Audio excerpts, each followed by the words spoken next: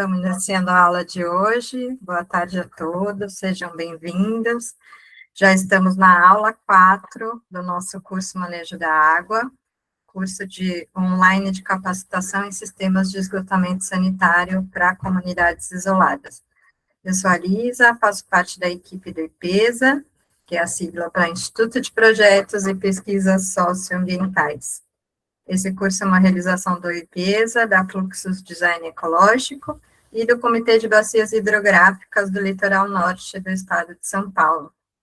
Ele faz parte de um projeto com financiamento do Fundo Estadual dos Recursos Hídricos e do Governo do Estado de São Paulo. O curso está organizado em 5 aulas online, que estão sendo realizadas às segundas-feiras do mês de junho de 2026, sempre das 4 às 5h30, pelo fuso horário de Brasília. Na primeira aula, nós tivemos como tema as águas do litoral norte, comunidades isoladas e saneamento. A segunda aula, tivemos como tema o tratamento de esgoto unifamiliar, os conceitos gerais, legislação e plano de atendimento do litoral norte. Na aula passada, tivemos como tema os sistemas de tratamento de esgoto, as tecnologias, funcionamento e aplicações. E hoje chegamos na 4ª aula com o tema experiências de projetos e gestão em saneamento para comunidades isoladas. Todas as aulas possuem um material de apoio, que são complementares a esse nosso momento aqui de aula. Esses materiais estão disponíveis no link que a gente envia semanalmente nos grupos do WhatsApp, também pelo e-mail de vocês, das pessoas inscritas, e também tem uma videoaula disponibilizada no canal do YouTube do IPESA. O manejo da água é uma experiência do IPESA da Fluxus que vem acontecendo desde 2011, sempre foi realizado no formato presencial, e essa é a primeira vez que a gente faz nesse formato online. Para quem quiser conhecer mais sobre a IPESA, a Fluxus ou o Comitê de Bacias, a gente convida vocês a procurarem no site ou rede social das organizações para acompanhar os projetos e ações. Hoje, eu e a Bel Figueiredo acompanharemos as mensagens no chat, então vocês podem colocar lá as dúvidas durante as apresentações e comentários, e nos 20 minutos finais, como a gente fez nas outras aulas, a gente traz essas dúvidas para serem comentadas pelos professores do dia de hoje. Bem, pelo chat, um link, que é um formulário para registro de presença de vocês. Esse formulário, ele fica aberto, para que seja preenchido por todo o tempo da aula. Se alguém tiver dúvida ou dificuldade no preenchimento, pode mandar uma mensagem para a gente, ou no WhatsApp, ou aqui no chat, que a gente auxilia vocês, tá? Lembrando que os certificados do curso serão emitidos em versão digital para todas as pessoas que tiverem pelo menos de 70% de presença. No nosso curso, temos 5 aulas, isso significa presença em 4 das 5 aulas, pelo menos. Lembramos também que essa aula está sendo gravada e ela vai ser disponibilizada no canal do YouTube do IPESA, da Fluxus e do Comitê de Bacias. Então, caso alguém daqui que esteja como aluno participando não autorize a transmissão da sua imagem, é muito importante, da sua responsabilidade, que você permaneça, então, de câmera fechada. Para a organização da nossa aula, os microfones ficam fechados dos alunos por enquanto, né? E a gente vai abrir o microfone só para falar dos professores. No final, a gente faz essa organização para comentar as dúvidas. Agora eu vou chamar a Bel Figueiredo, que vai apresentar os professores de hoje e as experiências do território. Bel, por favor. Obrigada, Lisa. Boa tarde a todos. Estamos aí na nossa 4ª aula, e essa é uma aula muito especial, porque ela vai trazer a mão na massa, a prática dos projetos, né? Como pegar isso que a gente tem trabalhado nas aulas anteriores e colocar na prática. Então, para a primeira experiência, eu queria chamar a Paola Samora, que é geógrafa, é fundadora do IPESA e diretora do IPESA também, e atua desde 2002 na gestão de propostas, escrita de projetos, capacitação, e ela está nessa seara há mais de 20 anos aí coordenando esses projetos socioambientais com foco em água, saneamento, resíduos e vários outros temas importantes. E ela é também super atuante no Comitê de Bacias do Litoral Norte. Vou chamar também, vai participar, vai dar uns pitacos, o nosso artista Vinícius Pereira, que também trabalhou nesse projeto de socorro, que é a primeira experiência que vai ser apresentada. O Vinícius é artista, educador, é pesquisador, está fazendo um doutorado muito bacana em um tema de saúde única, na USP, e é um especialista em educação, em sustentabilidade, em permacultura. Então, passo a palavra agora para a Paola e para o Vinícius, e logo em seguida a gente dá continuidade com outro projeto. Obrigada.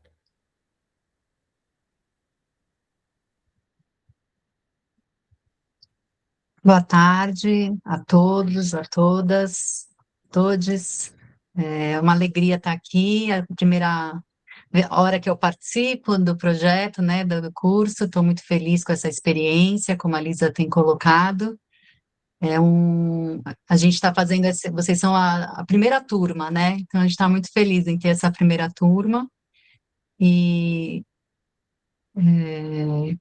consegue colocar em modo apresentação, Tami?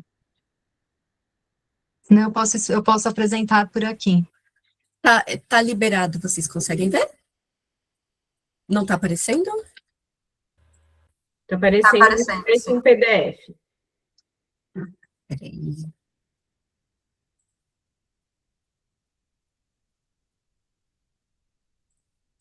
Pronto, acho que agora... Aí, muito bom. Bom, hoje a gente vai trazer, pode passar o próximo, Tami, por favor. A gente vai trazer a experiência que nós estamos desenvolvendo no município de Socorro. Ela é uma experiência que começa em 2023 e teve alguns desdobramentos desde lá, né? Aqui a equipe desse projeto sou eu, o Egberto Moreira, não sei se ele está aqui hoje, e o Vinícius de Souza, que também está aqui com a gente. Pode ir para o próximo. Ele é um projeto que ele deu a origem a um programa de saneamento rural no município. Então, ele inicia em 2023 com o projeto Rio do Peixe Vivo, que tinha por objetivo trazer sensibilizar a comunidade rural para a questão do saneamento rural como um todo, né, das comunidades isoladas. O município de Socorro, ele é muito turístico, e o enfoque, o principal atrativo do município é o Rio do Peixe. E o Rio do Peixe, por vários momentos, ele acaba ficando com... não existindo saneamento, a gente sabe que o rio acaba sofrendo com isso. E, na época, o secretário de Meio Ambiente, o Thiago Sartori, pediu para a gente pensar num projeto que trouxesse a temática do saneamento rural para sensibilizar a comunidade. Então, foram algumas atividades desenvolvidas naquele momento, que teve um seminário, até a Bel foi a nossa palestrante na época, fez uma palestra muito boa para a comunidade rural, mas também para as agentes de saúde. Então, a gente já queria começar a envolver as agentes de saúde naquele momento, que são as pessoas que mais conhecem o território na ponta, e foi dividido em algumas oficinas. Então, teve a oficina de construção de biodigestor na Associação Copaíba, teve um tanque de evapotranspiração construído no parque da cidade e um vermifiltro na estação agroecológica, além de foram mais 5 vermifiltros em propriedades que trabalham com agricultura orgânica. Uma realização do IPESA, parceria da prefeitura e o financiamento do 1 a 99, uma empresa local de comércio enfim. Aqui um pouquinho dessa experiência, né? Então, as atividades que a gente desenvolveu sei se a Adriana está aqui hoje, a Adriana também está sempre aqui nas aulas. A Adriana foi a palestrante da oficina de TEVAP, também participou da oficina de biodigestor.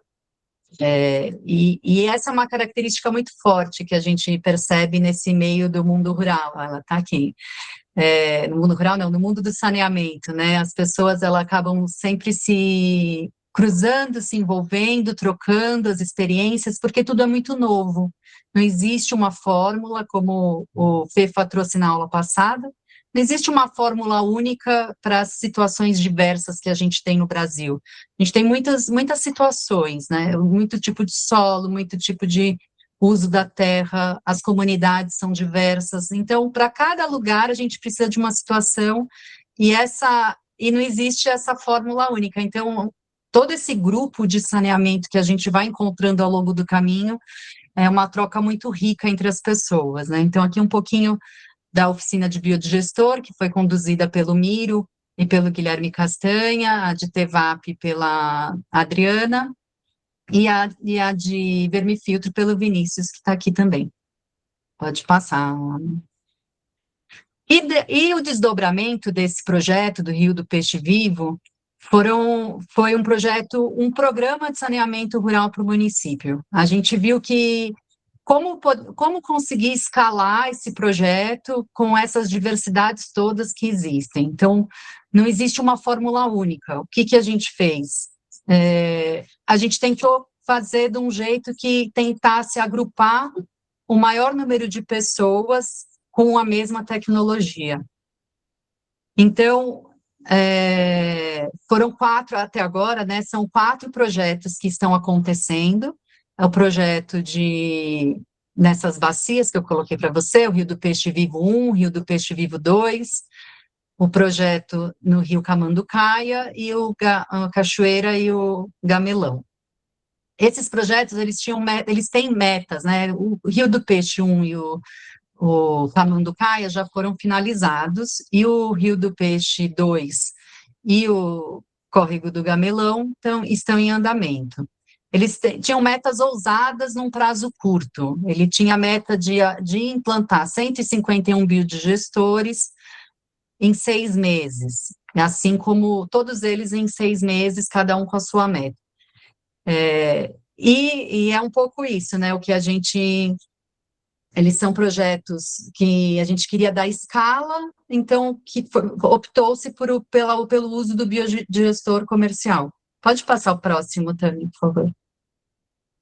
E durante esse projeto, a gente fez um levantamento para entender qual que é o cenário da zona rural de Socorro. Socorro é um município principalmente agrícola, vocação agrícola, e com um território muito extenso. Ele é um município muito grande em território e também com um relevo bem acidentado.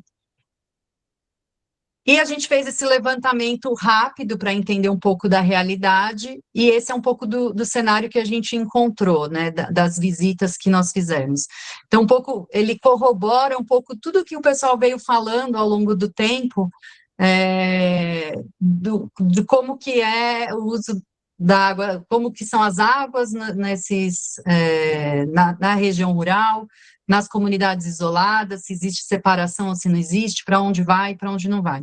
Então, eu trouxe um pouquinho aqui, eu sintetizei para vocês, das mais de 600 fichas que a gente fez lá na zona rural. A separação das águas cinzas, ela acontece em 86% das propriedades. Então, por que isso, né? Porque quanto mais você junta água, mais rápido você tem que dar conta da sua fossa que você fez. Então, as pessoas na zona rural, empiricamente, pela experiência, já acabam separando as águas para ter que lidar mais facilmente com elas ao longo do tempo. Então, a gente encontrou esse cenário de 86% de águas cinzas separadas e só 14% das propriedades juntavam tudo. A destinação final no vaso sanitário, quando a gente chegou nas propriedades, 30% era direto no rio, 47% direto em fossas rudimentares, 15% em pasto, 7% em fossa séptica e 1% em vala de infiltração, que também, no fim, não sei como que foi diagnosticado isso, uma vala de infiltração, para mim também nesse caso, assim, bruta, seria praticamente a fossa, né? A destinação final dessas águas cinzas, a partir do momento que ela é separada, ela vai direto para o rio. Desculpa, gente, ficou faltando os valores, né, no gráfico. Mas 86% tá errado isso, não é 86%. Vou pegar aqui o valor certinho. Ai, ai.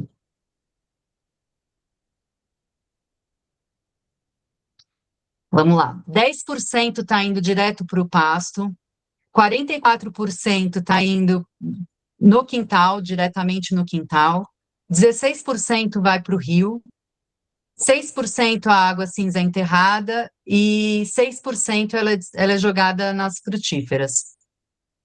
Pode passar também. E o que a gente, após fazer esse diagnóstico, era um diagnóstico quando a gente já chegava na propriedade. Então, eu não tinha muita opção de falar assim, não, vou fazer um tanque de evapotranspiração. Não, ela vai receber um biodigestor mesmo. Mas era um jeito da gente mapear e entender esses usos da água para também trabalhar com as pessoas na sensibilização e nas oficinas. Então, até o momento, eu trouxe um pouquinho desses dados brutos, né, do projeto, 571 propriedades visitadas já. Nas residências, é uma média de 3,8 pessoas por residência, são residências pequenas, poucas pessoas por casa. Ao longo desse projeto, a gente já realizou 16 oficinas de saneamento e sensibilização para a relação com a água. Também foi desenvolvido um jogo do saneamento para facilitar essas oficinas, para ser algo mais didático e lúdico. Quando a pessoa participa, qual que é o procedimento? A gente faz a oficina, reúne em grupos. A igreja sempre é um lugar de onde as pessoas se encontram e fazem essas visitas, essa oficina. Nesse momento, os técnicos vão lá, geralmente o Vinícius, o Egberto, realizam a oficina, fazem o jogo do saneamento, e a pessoa retira o seu biodigestor. Quando ela leva para casa o seu biodigestor, ela recebe uma visita na sua casa para orientação de como instalar esse biodigestor. É falado durante a oficina, mas lá na casa dela, ela também tem um olhar para a casa dela. Então, para ajudar a pensar, junto com o morador, onde vai ser instalado esse biodigestor. E depois de um prazo, ele recebe uma nova visita de verificação para ver se está tudo certinho, a instalação e os ajustes que são necessários.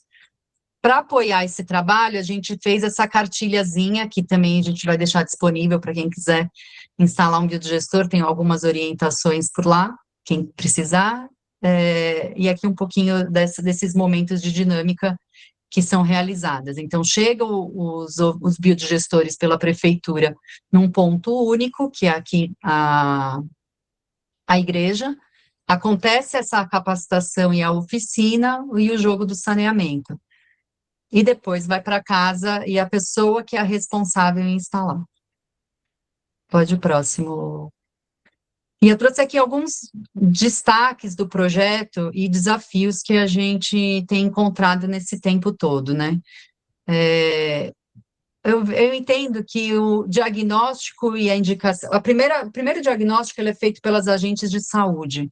Então, esse envolvimento das agentes de saúde com o projeto é muito rico e ele traz um olhar já direcionado para os problemas que estão acontecendo e para como você chega na propriedade. Então, esse envolvimento, ele abre portas, ele facilita bastante nessa condução do dia a dia das visitas técnicas depois, inclusive para orientar como chegar, quem são as pessoas, quais são os problemas que ela tem tido. Então, esse é um primeiro diagnóstico.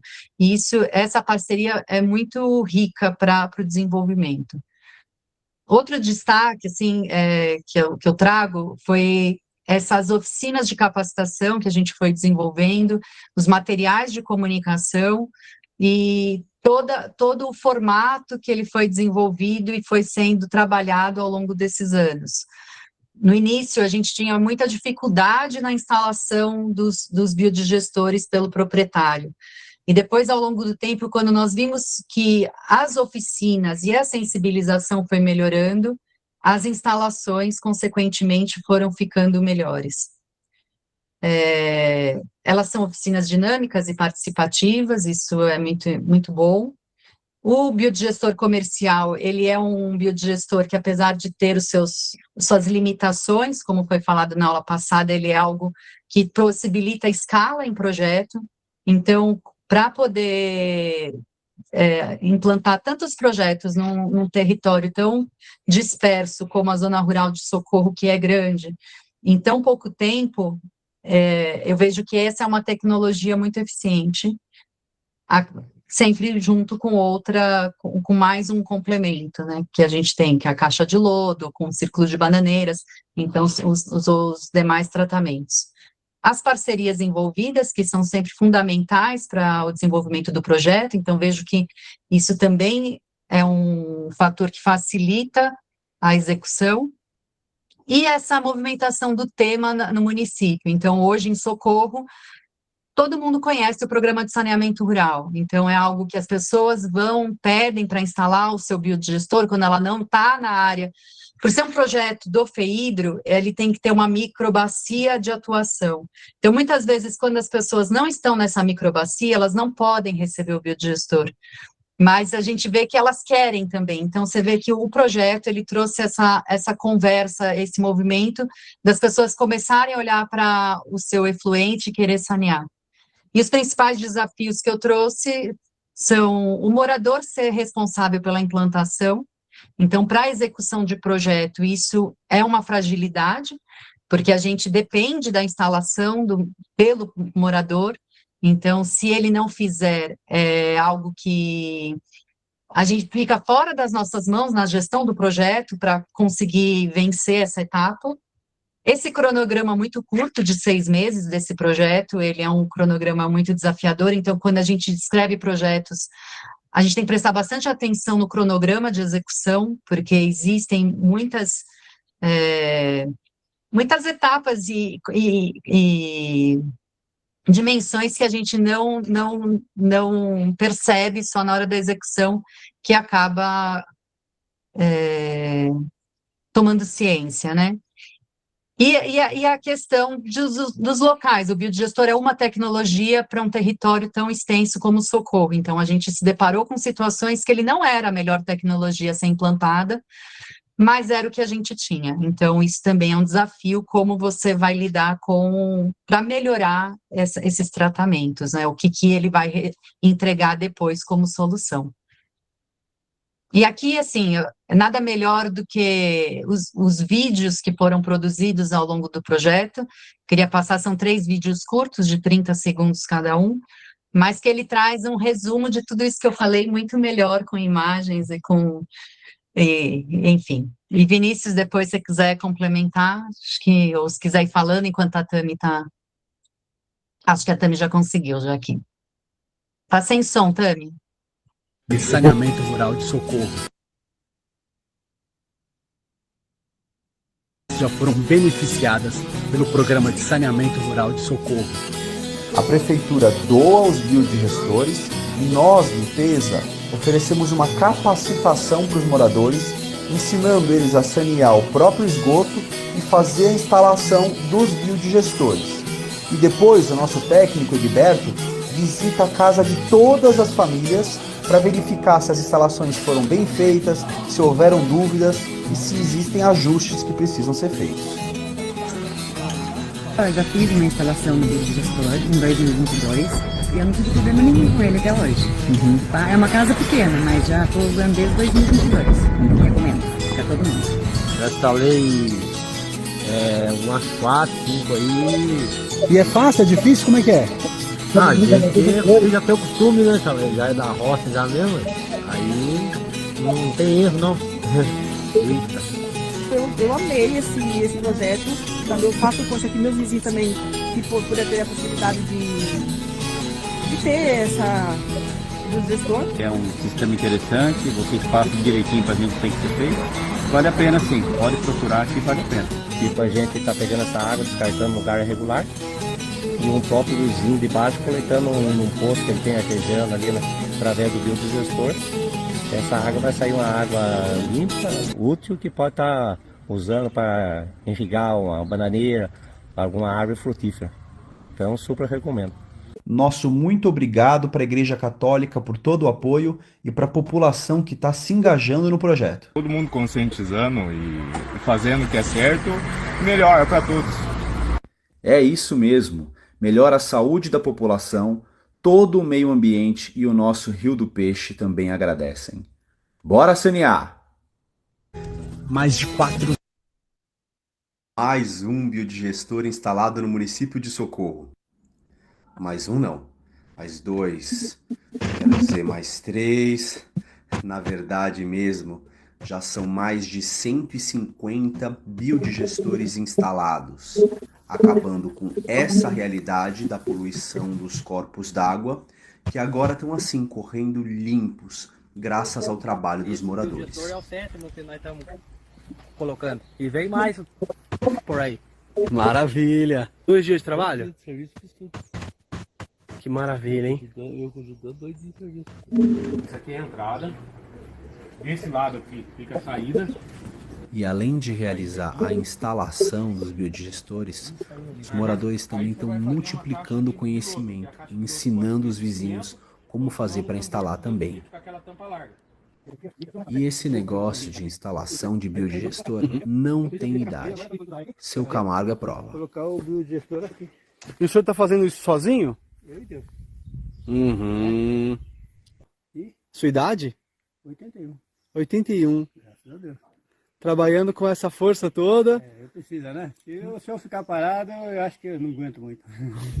É muito gratificante poder trabalhar junto com a população de Socorro pela despoluição dos seus rios. Lindo exemplo, né? Olha que beleza! Mais um biodigestor instalado no município de Socorro. Mais um não, mais dois. Acho que já foi, Tami, pode tirar esse. Sem a parceria das agentes comunitárias de saúde, seria praticamente impossível realizar esse trabalho de saneamento das águas do Rio do Peixe. Elas conhecem todas as famílias de perto e, além de conhecer a saúde dos moradores, elas também conhecem as casas e conhecem a realidade sanitária de cada casa. Por isso foram elas que fizeram um mapeamento das casas contempladas com os biodigestores. O mapeamento foi literalmente feito por elas. Se elas não fizessem esse mapinha para a gente seguir, seria muito difícil chegar na casa dos moradores. O GPS não funciona aqui direito, não tem sinal de internet. Então, o trabalho delas realmente é muito importante. A Marina nos levou para conhecer uma família que despejava todos os seus dejetos direto no rio. Estava com bastante problema de saúde também. Vamos resolver, né? O que você faz para encher a sua caixa d'água? O ponto de água que abastecia a caixa d'água deles era do lado do ponto de despejo das águas cinzas, que provavelmente era causador das A gente contaminações. vai saber como é que está a saúde da galera que fez os biodigestores e está com a qualidade de água e de esgoto, saneamento melhor. Vamos fazer essa pesquisa aí depois, tá? Maravilha. Vamos embora? E assim se foi mais um dia de trabalho saneando as águas do Rio do Peixe. Simbora! Vambora. Sem a parceria das agentes.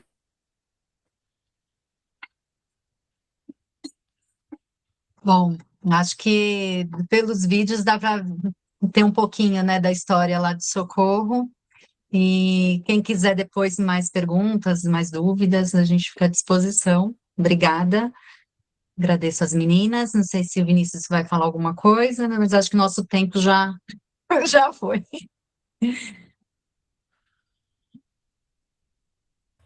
Legal. Vinícius, quer falar alguma coisinha rápida?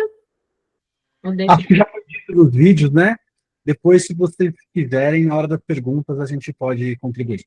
Perfeito, Vini. Muito bom. Ver assim no vídeo muito bacana, materializa. Bom, obrigada, Paola, Vinícius.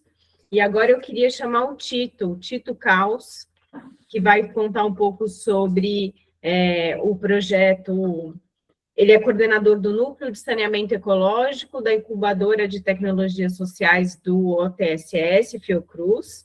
Ele é engenheiro ambiental e civil e atua com saneamento ecológico em comunidades desde 2014. Também, o Tito é o presidente do Comitê de Bacias Hidrográficas da Baía de Ilha Grande, o CPH-BIG, lá no Rio de Janeiro, e é sócio fundador da Taboa Engenharia, uma empresa que também foca no saneamento ecológico e educação ambiental. Bem-vindo, Tito, você tem aí 15 minutos para fazer a apresentação. Obrigada. Boa tarde a todos, todas e todes.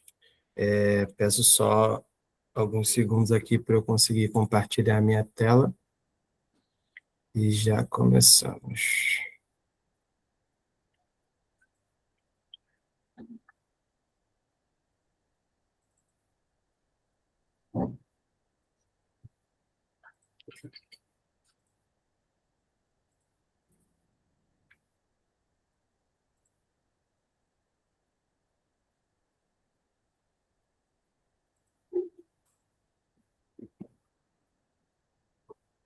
Só um momento.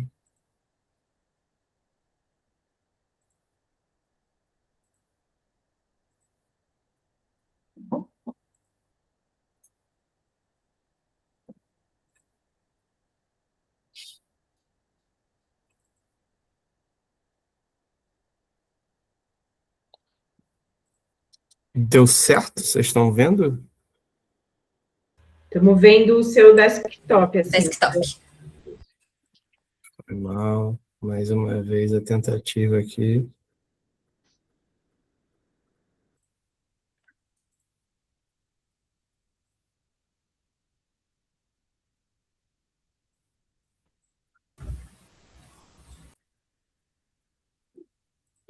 Tami, se eu passar para você, você consegue passar para mim? Eu tenho o seu arquivo aqui, eu consigo compartilhar. Então, só um instante. Melhor, tá complicado aqui. Eu acho que enquanto isso eu posso ir falando aqui um pouco. A Bel já me apresentou, mas só para complementar, eu atualmente trabalho no programa Observatório Territórios Sustentáveis e Saudáveis da Bocaina, que é um programa da Fiocruz que nasce da união de um movimento social, que é o Fórum de Comunidades Tradicionais,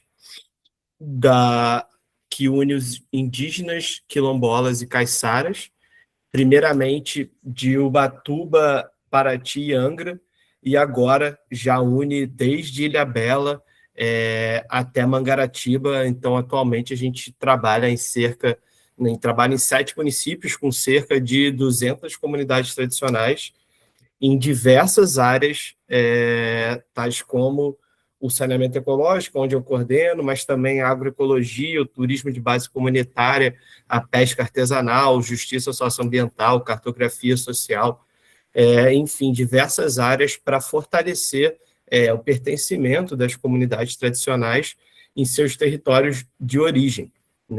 Então, eu venho tocando essa parte, e, além disso, atualmente eu sou presidente do Comitê de Bacias Hidrográficas da Baía da Ilha Grande, e faço parte também do Comitê do Litoral Norte, então, dessa parte, a gente está também pensando a gestão dos recursos hídricos.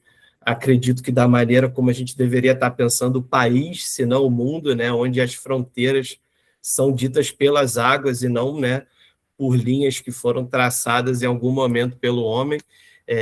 Então, sem dúvida, a gente está aqui nesse curso com uma verba advinda da outorga da água. A gente está, com certeza, dando bom uso da gestão dos recursos hídricos, e isso que a gente vem também fazendo por aqui no Comitê da Baía da Ilha Grande. Então, é muito legal eu estar aqui como presidente do comitê, num curso, no nosso comitê vizinho. Então, acho que tem tudo a ver. Eu vou tentar trazer um pouco mais de exemplos práticos aqui do que eu vim fazendo aqui nos últimos 6 anos, onde eu moro aqui em Paraty. Enfim, existem várias definições do saneamento ecológico, várias formas de pensar e algumas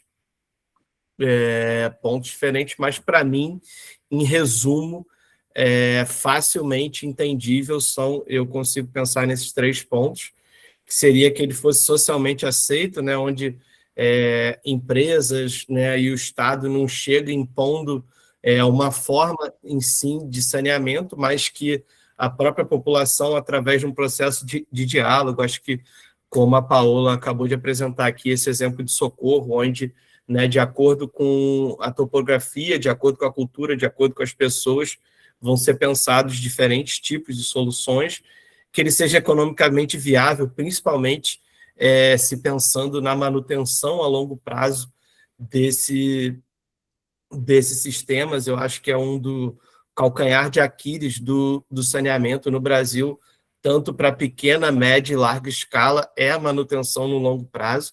Então, é muito importante a gente pensar não só na hora da instalação, quanto que a gente vai gastar de mão de obra e material, mas sim quanto e como que a gente vai fazer essa gestão no longo prazo, e que ele seja tecnicamente apropriado, né? Como eu trouxe anteriormente, como a Paola já trouxe na fala dela muito bem, existem vários tipos de soluções no saneamento ecológico, mas isso, aonde cada um vai estar, vai tudo depender do diagnóstico que é feito, né, inicialmente, e eu peço para passar para o próximo slide.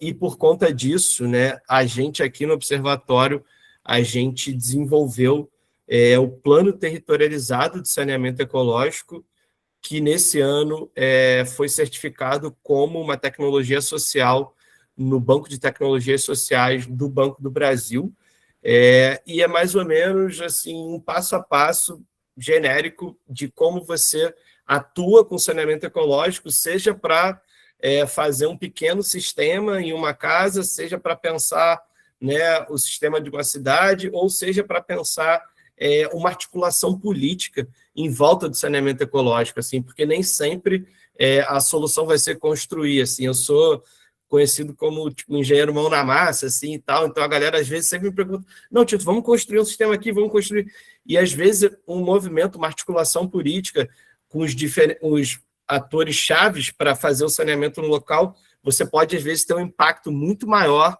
do que você está, né, construindo um sistema ou 2, e sim não pensar o impacto na política pública como um todo, assim, sabe? Então, a gente pensa muito isso no poder da articulação institucional, e isso o Observatório, né, faz muito bem. Depois a gente faz, né, uma oficina de apresentação, e tudo isso, tudo que o Observatório trabalha, ele só trabalha a partir de demandas levantadas pelo movimento social. A Fiocruz não chega no território como a detentora do saber máximo, e sim com um diálogo de saberes, né, enxergando o saber tradicional no mesmo nível de um saber técnico. Então, a gente só trabalha as demandas levantadas pelas comunidades. Infelizmente, quase que 100% das comunidades que a gente trabalha demandam de saneamento. Então, a gente vem pouco a pouco com uma pequena equipe de 4 pessoas que a gente tem, formada por eu como engenheiro, a Natália como arquiteta, o Ticote como mestre caiçara e o Silvio como mestre quilombola. A gente, dessa forma, né, conjuga o diálogo dos saberes do saneamento. Então, é isso, a gente faz a articulação, oficina de apresentação, diagnóstico do local, depois uma devolutiva do diagnóstico, né, com os tipos de sistemas e de desenhos para o banheiro possível, pode passar. Depois a gente faz a implantação do projeto, sempre utilizando mão de obra local, faz oficinas, né, ensina como faz a manutenção, faz um monitoramento a partir tanto de conversas quanto, né, na parte de análises químicas de eficiência, e também sempre trabalha na sistematização desses processos através de artigos, vídeos, palestras, aulas, enfim, né, a gente fala muito pouco sobre saneamento, e tem várias coisas que devem e podem ser desmistificadas, né, como bom exemplo também, citando novamente o que a Paola trouxe, onde né, a partir de uma oficina de capacitação, os próprios moradores são seus agentes de transformação e quem estão instalando e fazendo a manutenção dos seus sistemas. Pode passar. Então, rapidamente, eu vou trazer exemplos práticos aqui da aplicação do Plano Territorializado de Saneamento Ecológico que a gente vem fazendo aqui no Observatório. Esse foi o primeiro projeto que eu fiz quando cheguei aqui. Foi um biossistema no quilombo do Campinho da Independência para o restaurante do quilombo do Campinho da Independência, um problema que eles já tinham há muito tempo. Então, diante do diálogo, né, com a comunidade, foi pensada, né, o biodigestor do modelo chinês, aliado à zona de raízes, a núcleos de fertilidade, enfim, uma conjugação de sistemas, e diretamente ligado à demanda que era tanto do esgoto quanto de restos de comida, né, do restaurante. Então, é um sistema feito para estar tratando o esgoto, restos de comida e também as águas cinzas. E muito legal desse sistema é que nessa foto mais da esquerda, vocês podem ver a cara que ficou o biossistema, onde antes era um lugar inóspito, né, com esgoto correndo, ele acabou virando meio que quase que uma praça e reuniões da comunidade, onde antes aconteciam dentro do restaurante, a partir, né, do saneamento, onde realmente o local foi saneado, né, sanear é tornar são. Então, não foi só feito um sistema, mas todo o local foi saneado e as pessoas passaram a frequentar para fazer suas reuniões. Essa foto, até onde eu sei, é o primeiro ovo frito feito em uma comunidade quilombola a partir do esgoto, né? Então, se eu estiver mentindo, passando fake news, a galera manda no chat aí que eu não sou disso. E ao lado aí também um curso onde a gente sempre, né, a gente não faz saneamento sem educação, então sempre junto, né, dos nossos projetos a gente vai estar alinhando a um tipo de curso. Esse junto foi feito com a ENSP da Fiocruz, a Escola Nacional de Saúde Pública, foi mais ou menos um formato parecido com o que a gente tem esse daqui, online, mas também com atividades simples, atividades, tinha uma apostila, enfim, toda uma forma da gente tentar passar o conhecimento do saneamento. E mais legal desse sistema, para mim, de todos, que até pouco tempo, quando eu dava aula e falava de saneamento, já tinha construído vários biosistemas e não tinha analisado eles. E quando eu falava dele, eu falava de uma eficiência de remoção de DBO, de demanda bioquímica de oxigênio, ou seja, pode ser traduzida como a carga orgânica do efluente. Eu falava em até 90%, e esse sistema teve uma taxa de remoção de DBO de 99%. Até então, né, não tinha visto isso na literatura. Para mim, quase chorei quando chegou esse resultado aqui na minha casa, e sou muito feliz de passar isso adiante. Pode passar? Esse foi um sistema, um projeto feito em parceria com o Comitê de Bacias da Baía da Ilha Grande.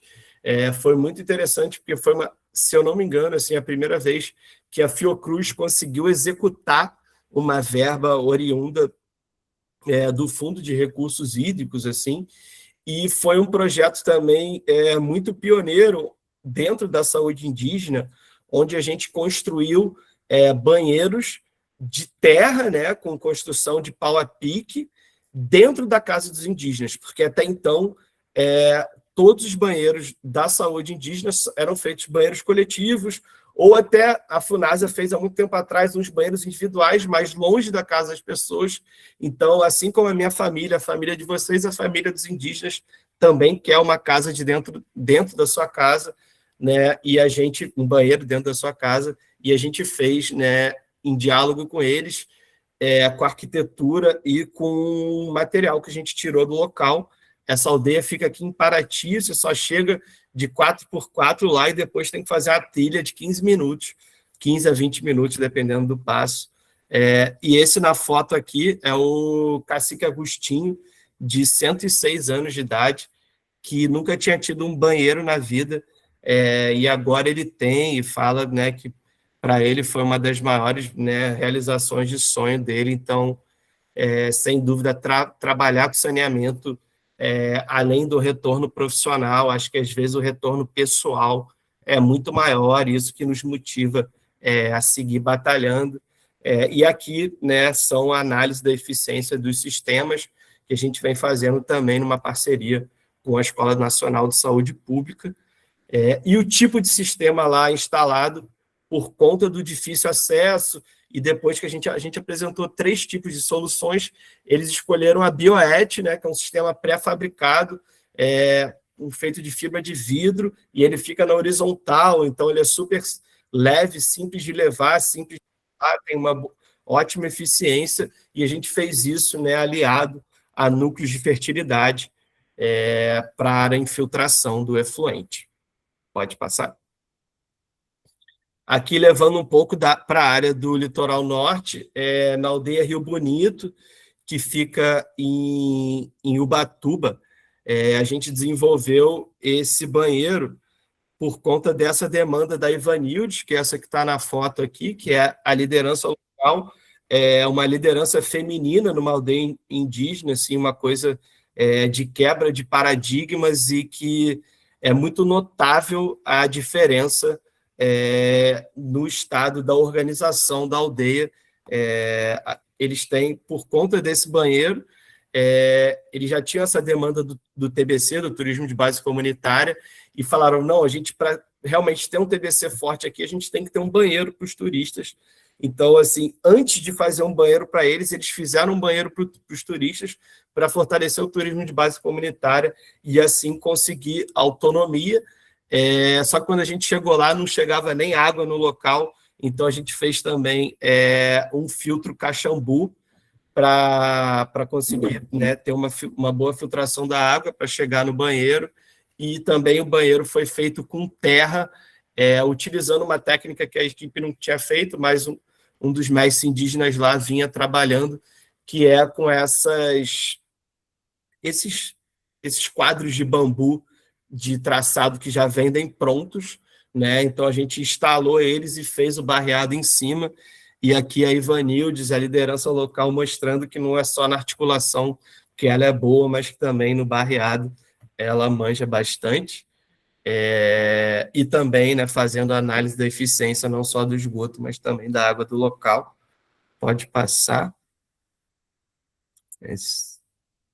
E, por último, é o projeto que a gente está fazendo agora, que é na aldeia Sapucaí, em Angra dos Reis, que é a maior aldeia da região, aqui, para os lados daqui do Rio, tem cerca de 500 indígenas.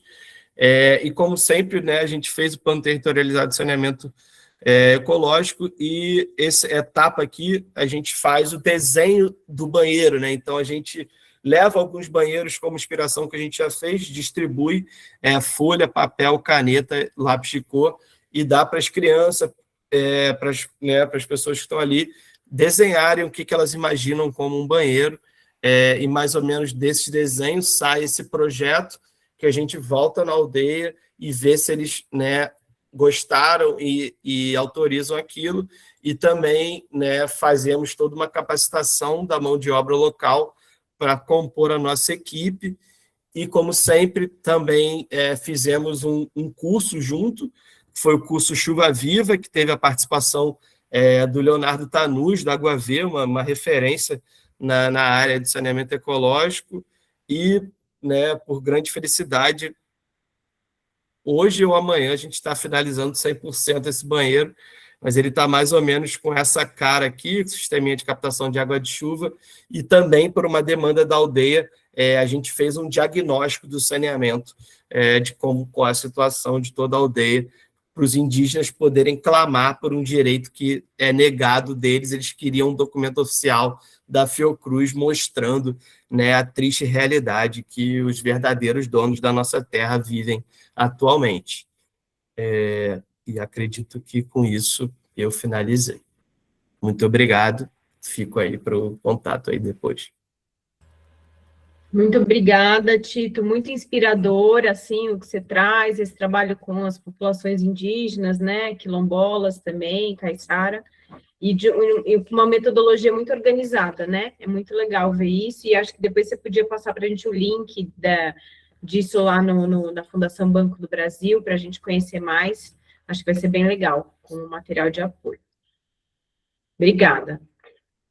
Gente, dando continuidade, agora eu vou chamar o Leonardo Maeda, que é engenheiro ambiental e trabalha com projetos de saneamento descentralizado, com foco em água, tanto a questão do abastecimento, o manejo da água de chuva e o tratamento de esgoto. Ele é atuante na empresa Aguapé Engenharia e tem parcerias com organizações como o IPESA, né? Hoje ele veio apresentar um projeto que está sendo desenvolvido junto com o IPESA e também a Fluxo Design Ecológico. Ele vai contar um pouco de uma experiência que está sendo desenvolvida lá na Ilha de Marajó. Léo, com você. Boa tarde, pessoal. Eu quero primeiro agradecer ao IPESA, à Fluxos, ao Comitê de Bacias Hidrográficas do Litoral Norte pela oportunidade de estar aqui. É uma grande satisfação. Compartilho um pouco até do sentimento também que o Tito falou, de a gente ver propósito muito grande quando a gente consegue fazer esse tipo de trabalho. Léo, a sua câmera está fechada, só para avisar caso você não tenha percebido, não sei se dá para... A minha câmera está fechada? Tá. Dá para ver a apresentação. Agora abriu a câmera. Se eu abrir essa, fica ruim? Não, tá ótimo. Tá. Bom, então, esse é o nome do projeto, é Saneamento nas Escolas. Ele é um projeto que foi fomentado pelo BNDES em 2022, tem uma parceria do Instituto Egeia no financiamento, e a meta é atender escolas com até 50 estudantes no arquipélago do Marajó. Quem está executando é uma organização da sociedade civil que chama Habitat para a Humanidade, que além do foco em atuação em combater desigualdade, também tem bastante atuação em melhorias habitacionais. Então, foi incluído no projeto, além do saneamento, a construção de banheiros onde ele se faz necessário, essa construção seja necessária. É um projeto relativamente grande, então ele tem bastante parceiros, né, incluindo o IPESA, do que eu faço parte, mas também a Caritas, a Malungu e FASE.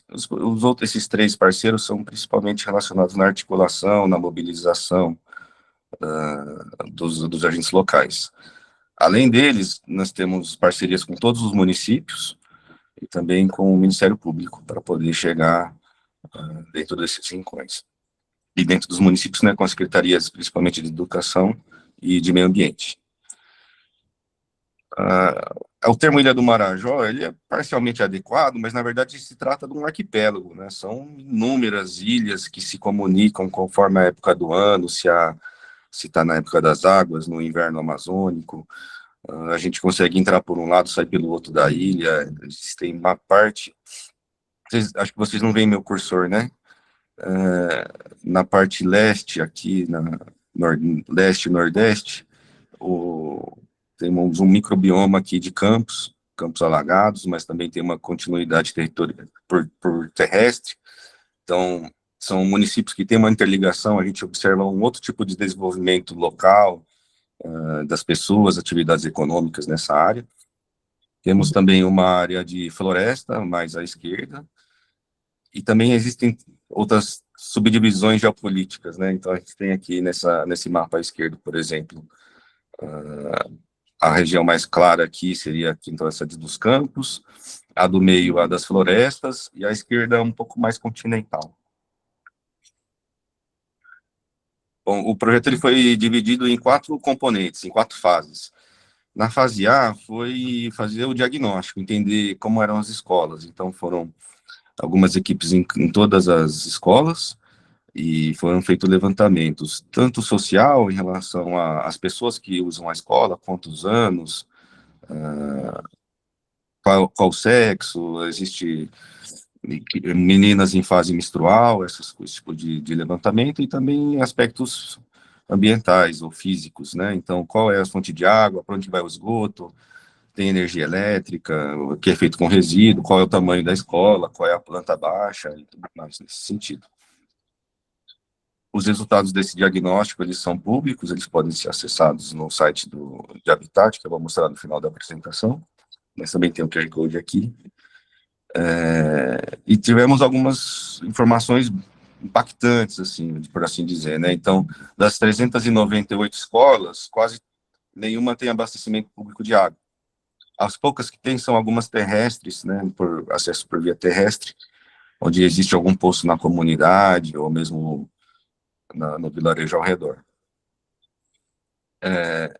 Quase um quinto das escolas bebe água bruta do rio.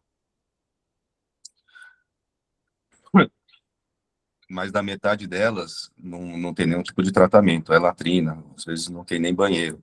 Então, aqui, né, das 398, 150 não tem banheiro.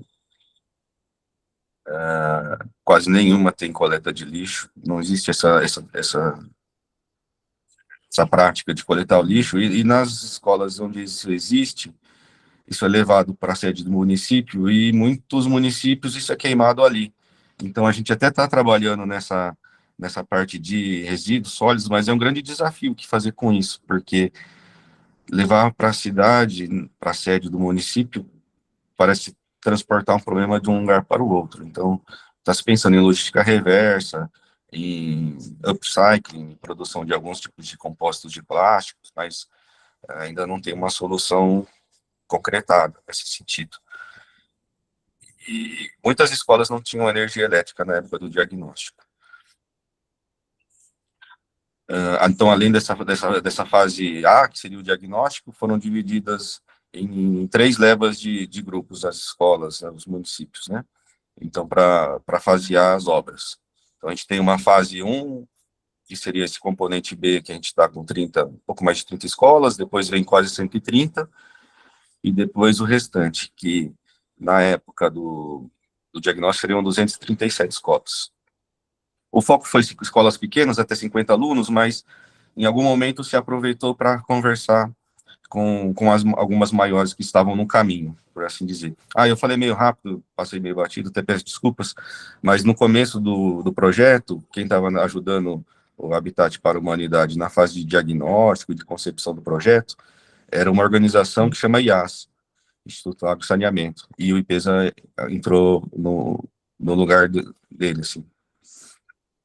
Então, nessa época do diagnóstico, além de entender o que existia, como estavam as escolas, onde elas estavam e tudo mais, foi feito um caderno de soluções possíveis, de soluções tecnológicas possíveis. E foi indicado desde soluções como o uso de membranas para filtração de água, como também sistemas mais naturais, dessalinizadores solares, ou filtro lenço de areia, e outros sistemas que eu vou mostrar aqui mais adiante. Bom, os desafios é o que talvez não falte nesse projeto. A gente tem diversos temperos apimentando. A gente é um terreno anfíbio, então ele está hora sobre água, hora seco. Então a gente tem uma dificuldade muito grande de acesso às escolas conforme a época do ano. Tem época que você chega de barco, tem época que você chega de búfalo, e tem época que você chega de moto, na mesma escola. Então, pensar em logística para essa obra é um grande desafio. Então, vamos levar o material na época do inverno, né, na época das chuvas, para daí conseguir executar a obra na época do verão, ou tem escolas que é o contrário, então tem um desafio muito grande na sistematização desse tipo de informação.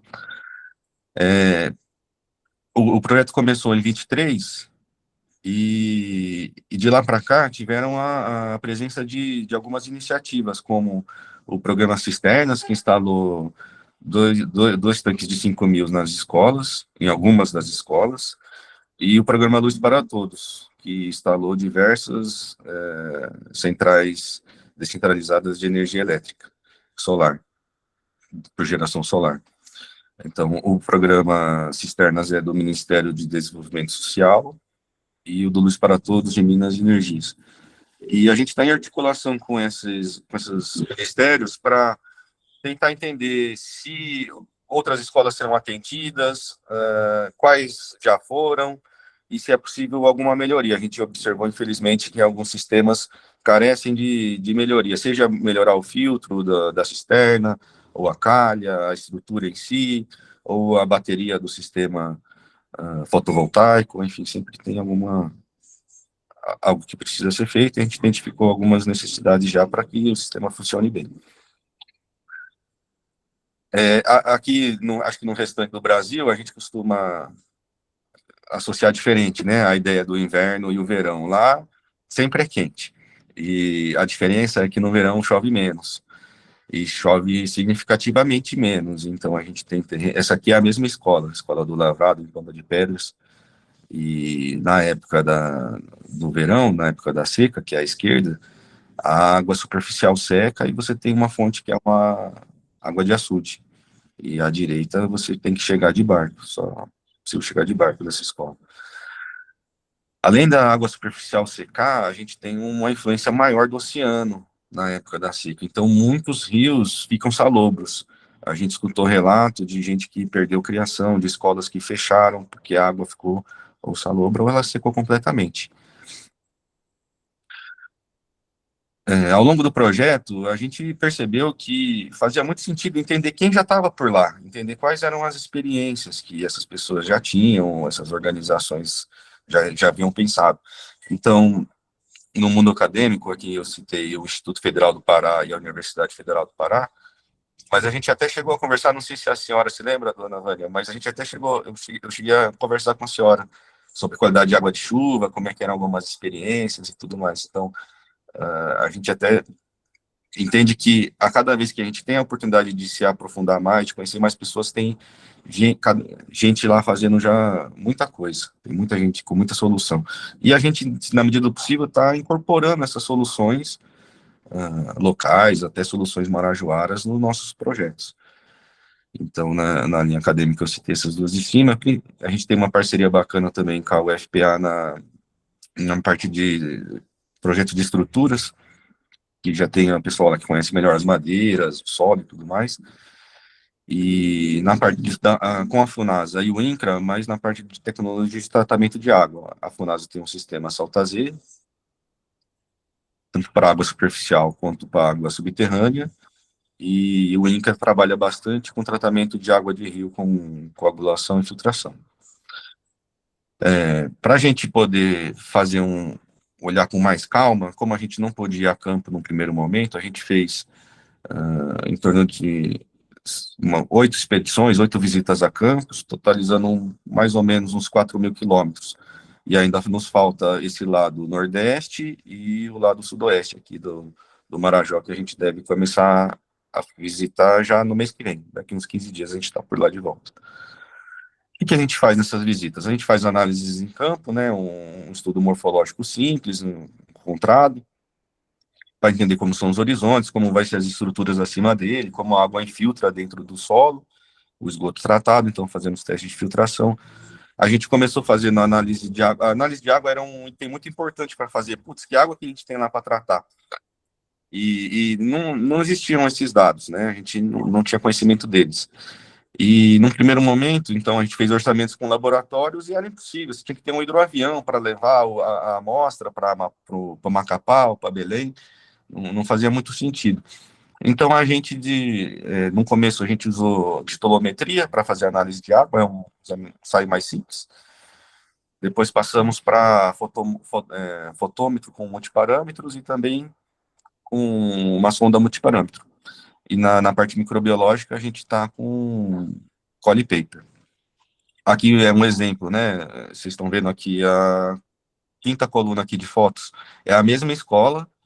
Essa foto de cima é o manancial que eles utilizam atualmente, é um rio, uma água superficial, e a de baixo é do poço, que a gente conseguiu furar pelo projeto. Então, mesmo na água bruta do poço, a gente não identificou nenhum micro-organismo de E. coli ou de coliforme, pelo menos. Léo, consegue ir encerrando? Consigo, vou dar uma acelerada aqui. Tá bom. Então, essa aqui é uma foto aqui na nossa estrutura de tratamento de água. Inicialmente, ela era prevista para ter princípios físicos e biológicos, né? Então, a gente tinha aqui um manancial subterrâneo, você passava por um filtro de grosseiro, aerava a água para conseguir precipitar e deixar ela mais fresca, né? Precipitar o ferro, deixar ela mais fresca. No tanque 4, ela sedimentava, passava por um filtro lento de areia, depois reservava e clorava antes de ser distribuída. Esse era um sistema que funcionou muito bem, a gente instalou algumas, conseguimos fazer um acompanhamento, estava funcionando bacana, só que ele precisa dessa estrutura toda aqui, e a logística lá no Marajó é muito complicada, então a gente simplificou e agora está no físico-químico. Então, aonde é água superficial, vamos tratar ela com coagulante, estamos estudando sulfato de alumínio por ser mais fácil de ser adquirido e mantido pela escola, mas existem outras possibilidades, né? Inclusive com extratos de açaí, de caroço de açaí. Mas, enfim, coagula, flocula aqui, filtra, joga para cima, clora e fica reservado para distribuição. E antes de entrar para a cozinha, ainda tem um filtro de colorante, um filtro de partículas finas. Na parte de esgoto, a gente estava, a princípio, com fossa-filtro e valas de infiltração. E aí, por questões de logísticas e de ser mais simples de transportar, e também, após algumas conversas, eu acabei esquecendo de citar também um outro parceiro, que foi o Instituto Mamirauá. A gente acabou seguindo para para sumidouro comercial e infiltração em sumidouro. A parte do sumidouro foi uma inspiração no Instituto Mamirauá. Antes a gente estava com vala, mas também transportar pedra e tudo mais, então partimos para sumidouro. E por fim aqui, só para mais uma pincelada aqui na gestão, mas esse projeto ele investe muito na educação, então a gente chama de educação contextualizada no projeto, mas tem oficina com os técnicos dos municípios, tem oficinas com os professores e tem oficinas com as crianças. Então são 3 momentos de conversar com esses diferentes atores para que todos possam entender o que está sendo feito, como que isso deve ser mantido, quais são as operações dos sistemas. Então, a gente tem aqui até uma maquete que as crianças já desenvolveram e tal. E aqui é só uma foto da realidade lá, né? Então, tem muita gente ainda que leva água no balde. Essas garrafas são umas águas que a gente consegue da água que a gente tratou, da água bruta, a criançada indo para a escola. É isso aí. Obrigada, Léo, que projetão, né, gigante, assim, a escala é até assustadora, mas que bom que vocês têm muitos parceiros aí e muito conhecimento sendo gerado, muito bom.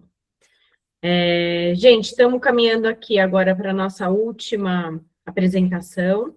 Eu gostaria de convidar a professora Vânia Neu, que trabalha na UFRA, que é a Universidade Federal Rural da Amazônia. Ela é bióloga, ela tem mestrado e doutorado na área de ecologia e tem atuado cada vez mais em projetos de saneamento por meio de tecnologias sociais em uma variedade de comunidades tradicionais da Amazônia. Ela é docente do programa de pós-graduação em aquicultura e recursos aquáticos tropicais lá na UFRA, outros programas também dentro da Universidade Federal do Pará e da IFPA também. E ela é membro do Comitê Científico do Programa Grande Escala da Biosfera e Atmosfera da Amazônia, o EDBA. Obrigada, Vânia, por aceitar o convite, e te dou a palavra aí para contar um pouco sobre os projetos que vocês têm desenvolvido lá no Pará. Obrigada. Oi, Isabel, boa tarde, obrigada pelo convite. Vocês estão me escutando bem? Ouvimos bem. Eu não sei se a minha internet vai estar muito boa, que eu estou no interior. Vim justamente fazer uma visita a um projeto, fazer coleta de amostra, então estou bem no interior mesmo, então minha internet pode não estar tão boa. Eu vou colocar aqui minha apresentação.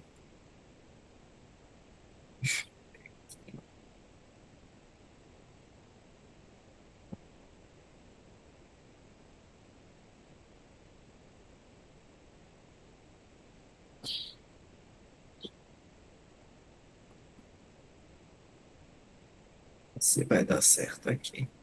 Apareceu minha apresentação. Deixa eu... Não apareceu minha apresentação. Antes deu apareceu a tela. Quando a gente faz os testes, dá tudo certo e depois não dá certo. Vai entender esse sistema, enfim. Deixa eu tentar mais uma vez aqui. Ele está aberto aqui no PowerPoint. Deixa eu voltar aqui na minha janela. Acho que é naquela janela, Vânia, quando você janela. Quando põe para compartilhar a tela, você tem algumas opções, né? Ali. Acho que tinha entrado na tela inteira, mas você pode escolher janela, se você quiser. Pois é, mas ele não está mais na janela, não aparece Não? aqui. É E na sua... Não. Professor, eu acho que eu tenho o seu arquivo. Se precisar, eu posso compartilhar aqui. Só um Aqui, por instantinho. gentileza. Melhor. Enquanto ela vai abrindo, aí eu fiz a apresentação só de uma primeira experiência, onde a gente começou o trabalho na Ilha das Onças, que é quando pode ir passando, Isabel, pode, aqui. Que foi o projeto que deu início a tudo, né? Então, a Isabel tinha me convidado para falar sobre a Ilha das Onças e eu acabei me focando nisso, né? Só que a gente trabalha hoje em várias comunidades. Esse foi o começo, né? Então, é bom falar, depois que vários já falaram, o Leonardo colocou muitas das dificuldades na Amazônia, né, os desafios, e então a gente começou com comunidades ribeirinhas muito próximas a Belém, Ilha das Onças, no caso, é uma comunidade que fica a 20 minutos da capital, basta você pegar um barquinho, atravessa do outro lado, e você chega numa ilha onde não tem energia elétrica, onde não tem água potável, onde não tem saneamento, ainda hoje. Chegou COP foi embora, e essa situação ainda permanece até hoje. A gente implantou um sistema que começou em 2011, onde a gente beneficiou diretamente 15 famílias, e de nada avançou o projeto depois disso. Então, a gente, como universidade, tem sempre o propósito de criar, testar e validar as tecnologias, né? A gente não é política pública para reaplicar elas, então a gente continua trabalhando em várias comunidades, sempre com a desculpa de fazer pesquisa. Então, a gente vai pesquisando várias comunidades, qualidade da água, e assim a gente consegue instalar o trabalho em várias terras, né? Então, aqui na Ilha das Onças, a gente começou o projeto Segurança Hídrica e Saneamento Básico descentralizado na região insular. A gente tem o banheiro seco, aqui a primeira imagem, é um banheiro simples, né? A casinha, como as famílias têm, e embaixo um tambor acoplado que recebe fezes e urina e trabalha a compostagem. Então, quando eu cheguei na Ilha das Onças, em 2011, as pessoas, a única água que elas tinham era a água do rio.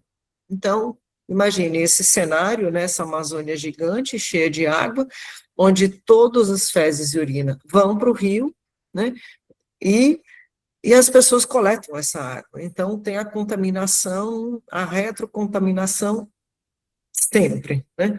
Então, sem saneamento e sem água potável. E aí a gente criou essas duas tecnologias, o banheiro seco, né, uma tecnologia certificada, e o sistema de captação de água de chuva adaptado à área de alagamento.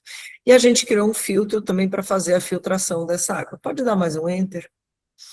Então, a gente desenvolveu, validou essas tecnologias para levar água potável para quem não tem. Quando a gente começou esse trabalho em 2012, o nosso único objetivo era esse, levar saneamento, levar água potável para quem não tinha. Hoje, né, nesse cenário em mudança, a gente percebe que muitas comunidades estão ficando sem água. Então, hoje a gente já trabalha com sistemas maiores, nesse caso aí a gente começou com caixas d'água de 1.000 litros por família, e hoje a gente já está trabalhando com sistemas de 3 a 5 mil litros, dependendo do município, né? A gente faz todo um estudo de precipitação, pega a série histórica de 30 anos, para a gente ver a chuva, qual o período seco, quantos meses fica sem chover, para a gente dimensionar o sistema. Pode seguir. Pode dar mais um enter.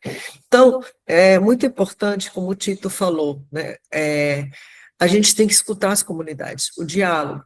Então, de nada adianta a gente chegar como universidade e ter inúmeras tecnologias, a gente tem que escutar o que elas precisam, o que elas querem e os problemas, né? Então, eu acredito que muitas tecnologias são elefantes brancos por aí, porque elas são impostas de cima para baixo e que não dialogam com as comunidades. Então, nessa comunidade não foi diferente. Então, a gente chegou na comunidade, eles nem sabiam que eles tinham um problema com água. Então, depois, a gente, ao longo de muitas conversas, a gente fez com que eles se dessem conta que aquela água que eles estavam consumindo era o que os deixava doentes. Então, eles não tinham essa noção. Falando um pouco sobre a Ilha das Onças, então, a gente tem uma imagem aqui de Belém. Então, Belém também tem pouco saneamento básico, né? Então, muito do esgoto vai direto para os canais do rio, que não é diferente do que acontece nas ilhas.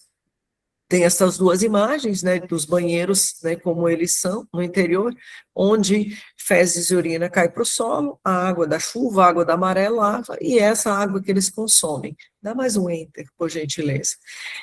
Depois de alguns anos, o que aconteceu na Ilha das Onças, ela pertence à Barcarena, começou a funcionar o tal do barco-pipa, e se levar água para as comunidades, né? E aqui tem a foto de galões de água, como eles chegam nas comunidades, abertos, sem lacre, água, uma cor bem estranha e com bastante contaminação. Então, é um sistema igual o caminhão-pipa que a gente tem no Nordeste. Então, não funciona, não dá certo. E a gente fez uns trabalhos que a gente estimou o custo desse barco para levar, então sai muito mais barato levar a tecnologia social, instalar e dar um volume de água suficiente para essas famílias. Então, esse barco-pipa levava 20 litros por família, por semana, um volume muito suficiente. Pode seguir. Pode passar. Então, nossos parceiros, como é que esse projeto começou? Em 2011, eu mandei um projeto para o Santander Universidade Solidária, e a gente conseguiu um recurso e a gente instalou esse primeiro sistema, esse primeiro que a gente está aqui, um sistema bem simples. Eu sou biólogo, não trabalhava com saneamento, mas chegando na Amazônia não tem como a gente não fazer inúmeras funções, porque os problemas são imensos. Então, esse foi o primeiro sistema que a gente desenvolveu. Mais adiante, vocês vão ver o sistema mais evoluído depois, né? Desvio depois da primeira água. Então, o nosso objetivo foi desenvolver e validar esses sistemas. A gente instalou, né? E mês a mês a gente avalia a qualidade da água. Pode passar. Isso em todas as comunidades.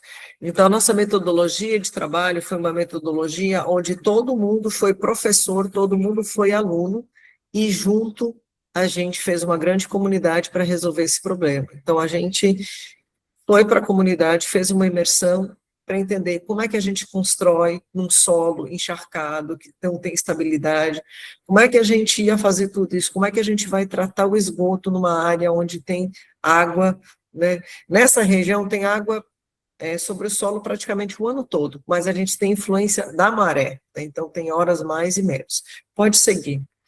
Então, pode passar.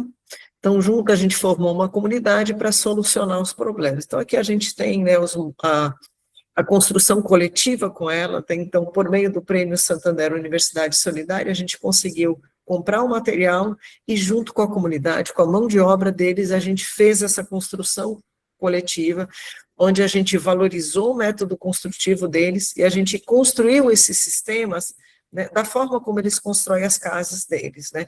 Nos pés, na primeira foto, que tem uma madeira aqui, tem um atracamento sobre o solo. Então, é dessa forma que eles constroem para que as casas não afundem. Pode passar. Aqui é a implantação do banheiro ecológico ribeirinho, né? Então, a gente criou esse banheiro junto com eles, né?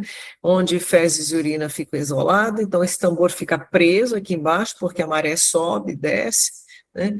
E quando ele está cheio, tira para compostagem, depois que compostou, troca e coloca um outro tambor. Pode passar. Isso, aqui está a evolução do sistema de água de chuva. Então, a primeira fotinho, como ele começou, depois a gente acoplou esse desvio de tubos, que foi desenvolvido pela Universidade Federal de Pernambuco, Aí uma das coisas que a gente percebeu é que as casas tinham paredes muito frágeis e que esse sistema pesava, então ele não se adaptou muito bem. Aí na pandemia eu levei o sistema para casa, comecei a estudar diversos tambores, e no final a gente chegou a um sistema mais simples, mais barato, com um pequeno tambor, como vocês veem em cima, com cinta lacre, né? Então ele veda muito bem, a gente não tem desperdício de água, e fica mais simples e barato, né? Aqui tem a foto de duas ribeirinhas que nunca tinham tido água em casa, então foi a primeira vez que elas tiveram água e a primeira vez que elas tiveram banheiro na casa delas. Um outro dia eu saí de uma casa e eu saí de lá assim chorando, que o senhor me disse que ele tinha quase 50 anos e que foi a primeira vez que ele usou um banheiro na vida dele, né? Então, essa é a realidade da Amazônia. Então, é uma Amazônia ainda onde a gente tem tudo para fazer. Pode seguir. E as dificuldades são muito grandes. Então, aqui mais uma foto do banheiro, com iluminação, com ventilação, tambor de compostagem, ele funciona muito bem. É uma coisa muito simples, funciona muito bem.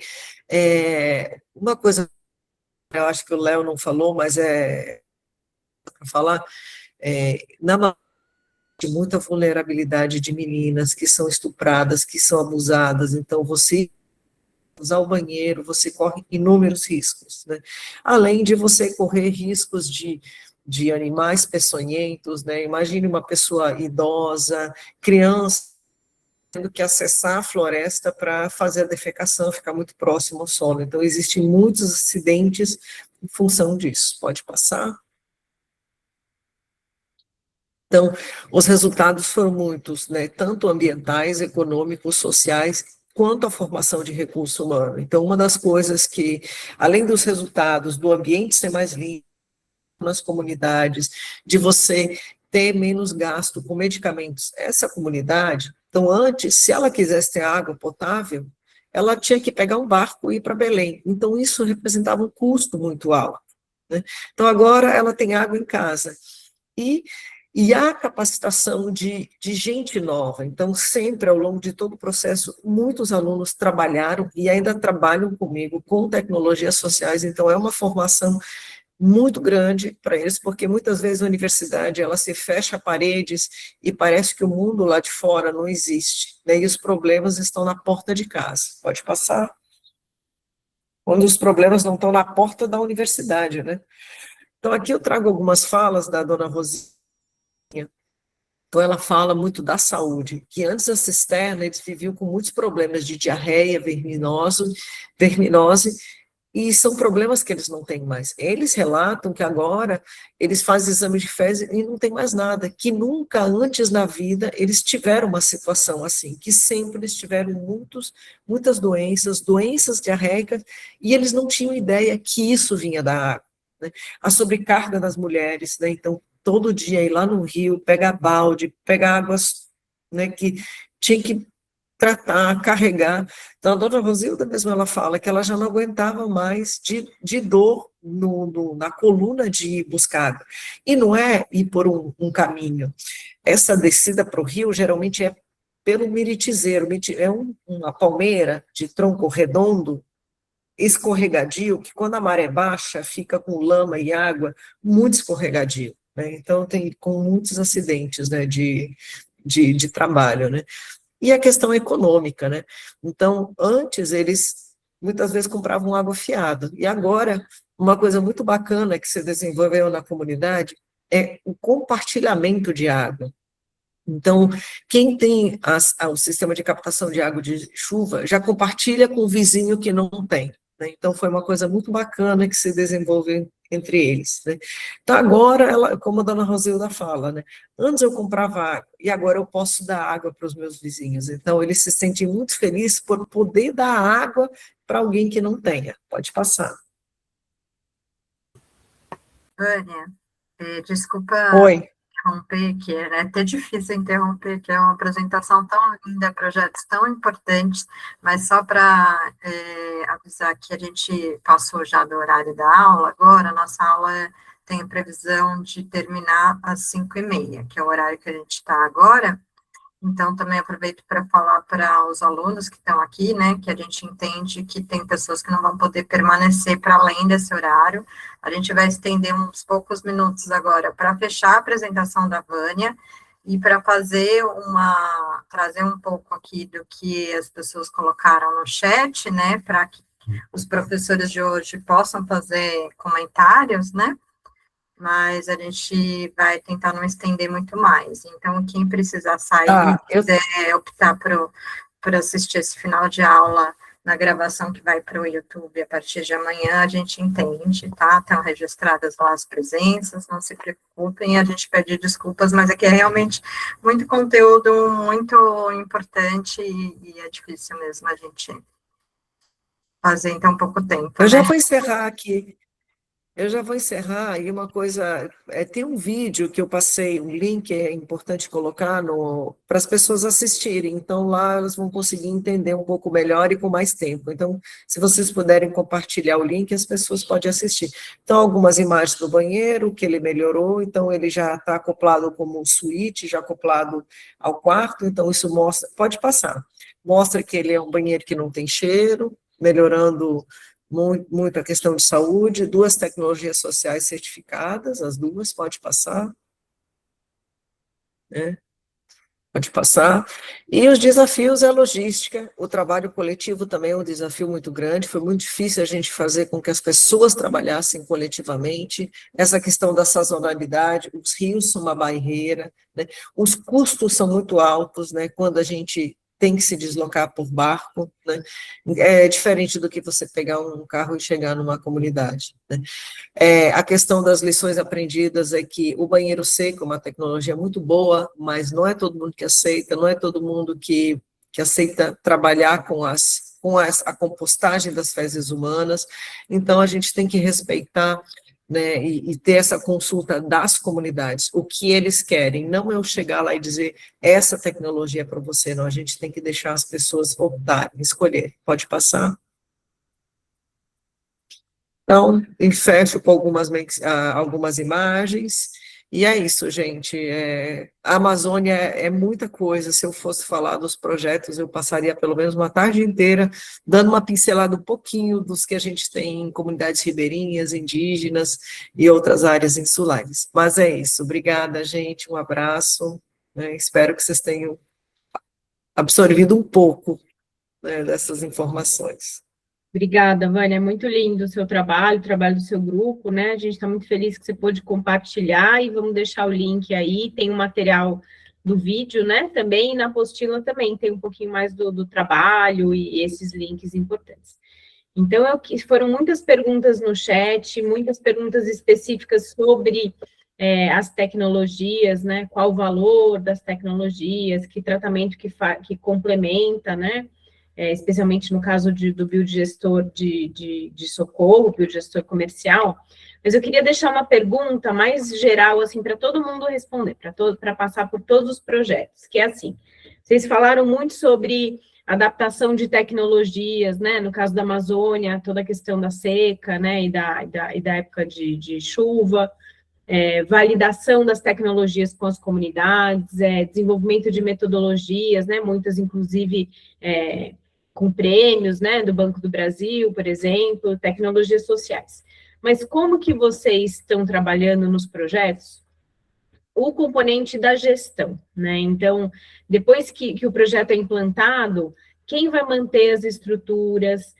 Se precisar de recurso para manutenção ou para operação, como é que vocês estão vendo isso? Se o poder público está se apropriando dessa manutenção, dessa gestão, como que vocês veem o projeto passando, né, acabando, e como é que ficam as tecnologias, como é que ficam as estruturas implantadas nas comunidades? Queria que se vocês pudessem falar um pouquinho sobre isso, cada projeto, podemos começar na mesma ordem que a gente iniciou, e também, se vocês quiserem fazer algum comentário a mais, é o momento aqui, tá bom? Obrigada. Bom, o nosso projeto de socorro, ele é uma iniciativa da Prefeitura de Socorro, né? Então, mas que, ao mesmo tempo, é o proprietário que faz a instalação, faz a sua manutenção. Então, toda a atividade pós-implantação do projeto, pós ele receber lá o check dele de que foi implantado direitinho, é responsabilidade do proprietário. Então, a prefeitura, ela não auxilia com nenhuma outra... É que sim, no caso do biodigestor, ele tem lá a caixa de lodo, ele tem a orientação de uma vez por ano, abrir a sua caixa, esvaziar o lodo, depois como que ele vai trabalhar com esse lodo. Então, ele é um sistema mais resolvido nele mesmo, né, vamos dizer assim. E todo o trabalho de sensibilização que é feito pela equipe para que isso seja feito. A ideia é que a prefeitura consiga, de tempos em tempos, acompanhar. Mas aí entra na situação, né, de que agora é a Sabesp que é a responsável por isso. Então, ainda essa articulação entre prefeitura, Sabesp, ainda não está bem resolvida para a zona rural. Mas acho que é um pouco isso, assim, se o Vinícius quiser complementar. Acho que bem rapidinho, assim, acho que esse é um ponto que seria legal melhorar, né? Assim, seria muito bom que a prefeitura fizesse um trabalho de acompanhamento de continuidade, porque o ideal seria que houvesse um plano contínuo, assim, de educação ambiental, de sensibilização dos munícipes, porque algumas pessoas, com o passar do tempo, falam, a tecnologia está instalada e fica esquecida no quintal, né? E se depois de 2 anos consecutivos a pessoa não fizer, não esvaziar o lodo do seu biodigestor, ela vai ter problema, né? Então, esse é um ponto que mereceria mais cuidado, assim, por parte da prefeitura, sabe? Agora da Sabesp, né? Vamos ver como é que vai ser isso.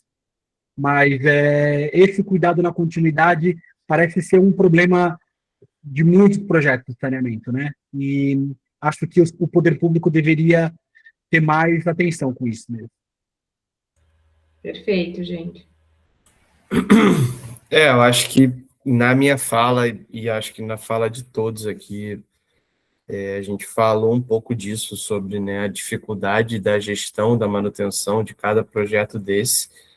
E aqui, no caso do observatório, a gente vem testando diferentes modelos, mas todos, né, baseados nessa autonomia do morador e da pessoa que recebeu o sistema, mas isso vai ser sempre um desafio, né, e entender como lidar com isso, né? A gente tem um caso clássico na Praia do Sono, né, que foi o vídeo que vocês tiveram acesso no material, que foi divulgado antes da aula, que depois que a gente construiu uma bacia de evapotranspiração que tinha capacidade para tratar o esgoto de uma casa, outras 2 ou 3 casas se ligaram nesse sistema, e o sistema, obviamente, transbordou, né? E aí depois a gente volta lá, não, agora está transbordando, a gente vai ver, tem essa ligação. Então, assim, é muito sensível, né, esse acompanhamento aí que o Vini trouxe. Não, beleza. E aí, nesse caso, né, quem que fez o erro? A orientação foi feita da forma correta e tal, mas você tem morador, né, era uma família, no caso, que vai construir uma outra casa, ligou a casa do filho e tal, uma coisa que era para 5 pessoas, 15, 20 passam a usar, e você tem um problema com isso. A gente retornou lá, né, fez uma contenção, fez uma outra parte, mas a família passou a desacreditar na solução, né? Então, assim, uma bacia de evapotranspiração provavelmente é a técnica manual, assim, né, de construção de saneamento ecológico mais difundida do Brasil. Naquela família lá, para eles não dá certo por conta disso, assim. Então, além, eu acho que da orientação de processo de educação, no sono a gente foi na rádio, foi na escola, foi, né, fez tudo que eu posso imaginar de metodologia, mas mesmo assim a gente ainda tem casos que, assim, não vai dar certo, que o acompanhamento contínuo, no caso aqui, a gente fez uma cooperação técnica com a prefeitura, né, e o projeto em parceria com a prefeitura, mas para a prefeitura ir lá, eu tenho que falar, tá tendo problema lá e tal, não sei o quê, tipo assim. Então, assim, realmente é um desafio. No caso das comunidades indígenas, eu sempre, né, solicito uma autorização tanto da FUNAI quanto da CESAI para estar atuando e construindo. e, em teoria, essa manutenção, esse custo, se vai ter com alguma peça, é da CESAI, mas a gente vê como que a CESAI atua nas aldeias no Brasil, como está o saneamento dos indígenas, mas a gente também não pode tomar o papel da política pública. O objetivo da Fiocruz é o fortalecimento do SUS, né? A gente fortalece o saneamento para fortalecer, né, menos pessoas irem para o SUS. Mas a gente não pode assumir o papel da política pública de fazer o saneamento e a manutenção e tudo. Assim. Então, realmente é uma coisa muito complicada e em cada local a gente vai, né, entendendo qual que é o arranjo, qual que é a articulação institucional ali que vai melhor se encaixar, mas até o momento a gente não chegou numa perfeita. Esses projetos, vários, têm alguns pontos, né, que dão problema, e a gente, por ser uma assessoria técnica, a gente tem essa facilidade de estar junto das comunidades, as comunidades sabem quem são a gente, então a gente consegue dar, né, um aperto na CESAI, um aperto na prefeitura, ou faz uma visita de campo, mas a ideia, né, que seja do saneamento ecológico, eu acho que é o que todo mundo trouxe aqui, de dar autonomia para as comunidades, elas, né, fazerem a própria manutenção ali, mas que, né, vão ter vários casos que isso acaba se dificultando e a gente vai aprendendo com essas dificuldades do caminho. Deixa eu só pegar aqui a rabeira do Tito. Eu acho que, nesse sentido, assim, se a gente tem uma parceria com a Secretaria de Educação e com a Secretaria de Saúde, assim, aproveitando a escola e aproveitando as agentes comunitárias de saúde, também como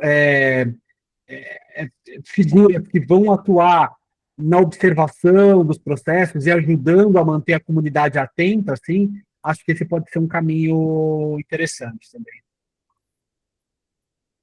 Muito bom, fazendo essa interface das diferentes pastas aí, né? Não só o tradicional Secretaria de Obras e Infraestrutura. Massa. Léo, depois Vânia. A atuação do projeto de saneamento nas escolas é em equipamento público, sabe? Então, a nossa pretensão era que os municípios conseguissem tocar os sistemas que fossem instalados. Mas nas visitas, a gente vê que tem alguns municípios que ficam, às vezes, sem merenda. Tem município, aliás, tem escola, né, que às vezes ficam sem merenda. Tem escolas que precisam ter vigias, porque tem gente que rouba merenda, rouba bomba, rouba a placa solar das escolas. Então, é um desafio muito grande também a gente sair colocando esses diversos elementos lá e quem vai operar. Mas essa preocupação de não dar mais trabalho para as pessoas além do que elas já têm, sempre foi uma bússola aqui, um norteador no projeto. Então, a gente, por isso que sempre viu com alguma reticência muito grande de tratamentos como membranas, ultrafiltração, que precisasse da reposição de um material muito específico. Isso não chega lá, não tem Mercado Livre, não tem Amazon, não tem entrega por correio em muitos lugares. Por isso que a gente foi nessa linha dos sistemas mais naturais, que as pessoas mesmo já conseguem operar, capacitar a servente, a auxiliar geral, vigia das escolas. E tem sido feito, né, esse contato com as secretarias de educação para que também elas possam atuar e apoiar nesse sentido de reposição de cloro ou de coagulante nas escolas que isso for ser adotado. E a gente tem uma discussão interna no projeto, vamos comprar quanto de cloro, quanto de produto de reposição. Eu sempre fui da opinião de vamos comprar nada, vamos comprar e aí o próximo a gente vai estar por lá ainda e a prefeitura já vai ver onde que compra, o que precisa fazer e tal, para eles se apropriarem. Acho que o lance é quem está recebendo as soluções de saneamento se apropriar do que está ali, para ela poder continuar sendo sustentável a longo prazo. Posso complementar rapidinho? Acho que outro ponto que a gente está trabalhando bastante nesse projeto é a questão da educação contextualizada. Então, criando manuais, criando vídeo, criando cartilha, livro infantil para todo mundo, toda a comunidade escolar se apropriar da tecnologia que está sendo implantada. E outro ponto que é muito demorado e é muito sensível que a gente tem feito assinado acordos de cooperação técnica com as prefeituras, onde lá no acordo, elas se responsabilizam também pela essa manutenção e entrega de insumos e gestão pós a nossa entrega. Então, é algo que é difícil, às vezes, conseguir esses acordos, mas estamos fazendo, são 16 municípios, né? Estamos lá fazendo tudo, mas é tudo um desafio nesse projeto, nada é simples. Muito bom, essa formalização, né? Tentar formalizar aí essas tarefas. Muito bom. Vânia, quer complementar? Contar da sua experiência? Então, nas comunidades que a gente trabalha, a gente faz um monitoramento por pelo menos um ano, né? Mês a mês, até que elas tenham autonomia de cuidar do sistema, fazer limpeza.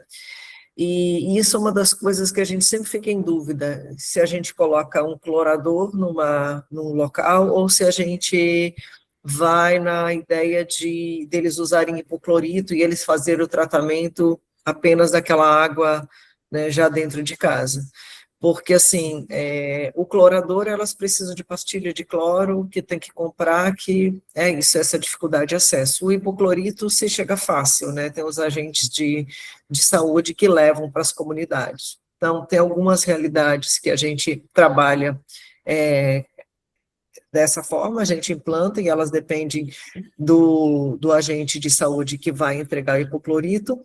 E o trabalho que a gente está fazendo nas terras indígenas, a gente está dialogando com a CESAI, para que ela assuma e que ela mantenha o sistema depois. Então, a gente está construindo um acordo com a CESAI, onde a gente vai passar para eles a responsabilidade da manutenção, do cloro, mas é muito difícil essa questão da gestão, né? De forma geral, quando não é um grupo como indígenas, que a gente tem uma CESAI por trás, os outros, ninguém quer se responsabilizar. Então, geralmente fica com as comunidades, né? Mais uma sobrecarga de tarefa e de uma coisa que não é, muitas vezes, simples, trivial de fazer, né?